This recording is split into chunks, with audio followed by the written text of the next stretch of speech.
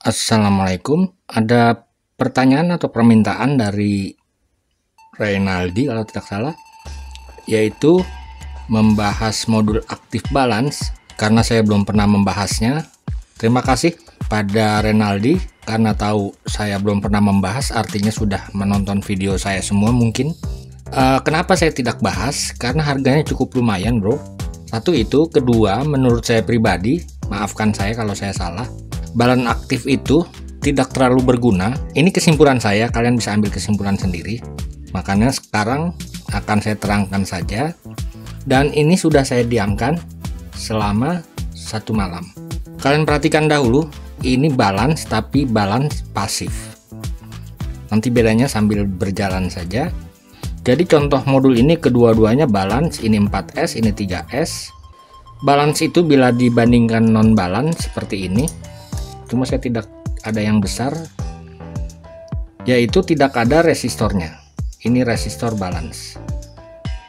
Bedanya apa? Ini 4S maka resistornya ada 4, ini 3S maka resistor balance-nya ada 3. Oke, kemudian yang pengertiannya banyak salah juga menurut saya tentunya.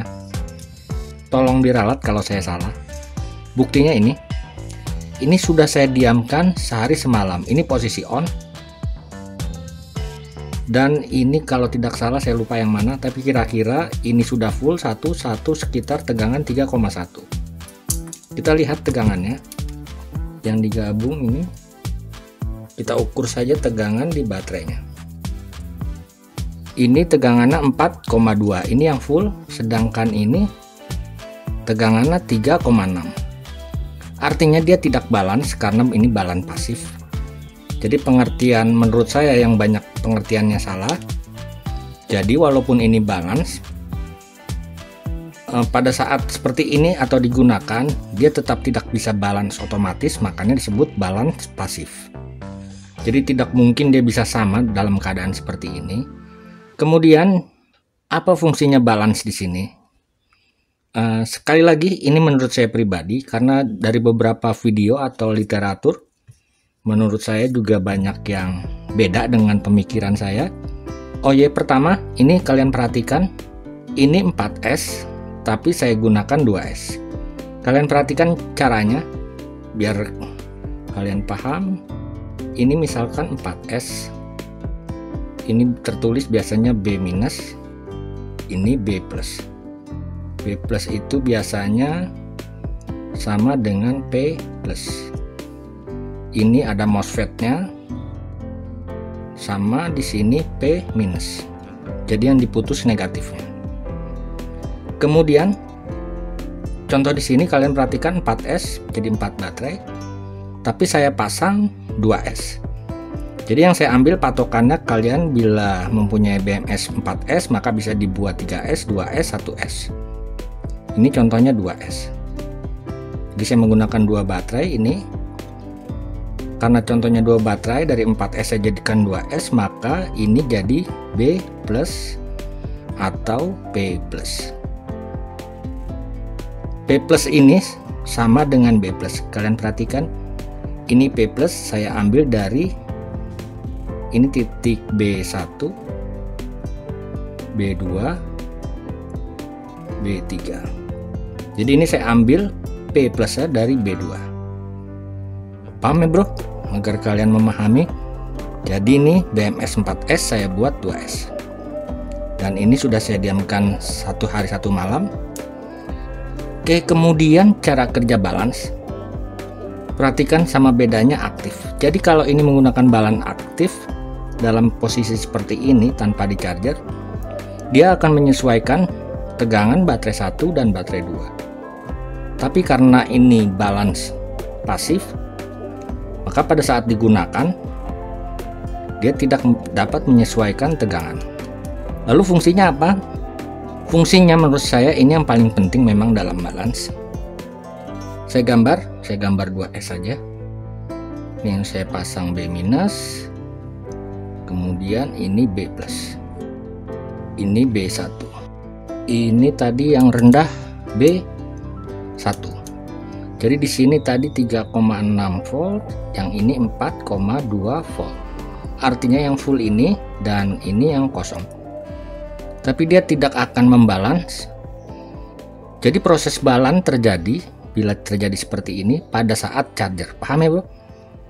Jadi fungsinya pada saat dia charger kondisi seperti ini, bila alat ini mendeteksi ini sudah full, maka cara kerjanya ini di short dengan resistor ini, tentunya dengan bantuan MOSFET, dengan tujuan pada saat dia full ini kosong, maka otomatis tujuan balance di sini dia hanya mencharger baterai yang kosong. Sedangkan baterai yang sudah full, agar tidak terjadi overcharge, maka pada saat tegangan melebihi 4,2 maka dia akan dihubungkan ke resistor, jadi di loop, dan besar arus charger yang ke baterai ini arusnya besar. Begitu seterusnya sampai kedua-duanya full. Paham ya bro? Cara kerja balance ini. Contoh di sini ini. Jadi kalau didiamkan seperti ini dia tidak akan bisa balance. Jadi balance itu terjadi pada saat charger dengan cara bila tegangan ini melebihi 4,2, maka chargernya yang di-charger hanya baterai yang lebih rendah. Oke, mudah-mudahan kalian paham. Saya buktikan saja, ini saya charger. Ini belum saya charger. Sudah saya set ini. Tegangannya 8,4. Oke, ini negatifnya. Sudah benar. B minus, B1, B2. Ini positifnya, negatifnya. Oke, sudah. Saya charger, terlihat bro. Saya coba dahulu. Ya, kalian perhatikan besar arusnya. Jadi yang di charger hanya yang kosong, sedangkan ini tidak. Itu fungsinya balance. Bila kalian mencharger seperti ini tanpa modul balance, maka kemungkinan besar baterai yang sudah full pada saat di charger terjadi overcharge, yang mengakibatkan biasanya baterai bisa rusak sampai meledak. Jadi menurut saya yang paling penting balance. Pasif juga tidak masalah, yang penting harus ada balance-nya.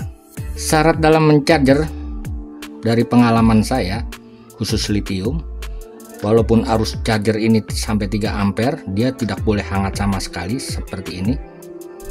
Jadi adem-adem saja. Oh ya, kenapa ini saya gunakan tegangan 8,4 agar bisa cut off semu di sini. Oke, saya tinggikan saja tegangannya biar arusnya besar. Kalian perhatikan, ingat bro, maksimum karena ini saya 2S, jadi maksimum sekitar 9,6. Saya buat 9 volt saja.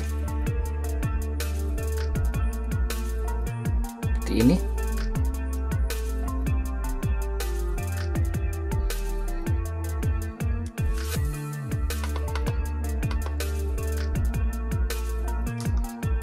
Oke, saya coba pasang kembali. Lihat arusnya sudah 1,3. Saya diamkan dahulu. Oke, sudah cut off. Kalian lihat arusnya 0. Ini sekitar 2 jam mungkin. Kita ukur saja tegangan baterainya. Sudah 4,2. Satunya lagi 4,2 lebih. Oke, terima kasih telah berkunjung. Salam sehat. Wassalamualaikum warahmatullahi wabarakatuh.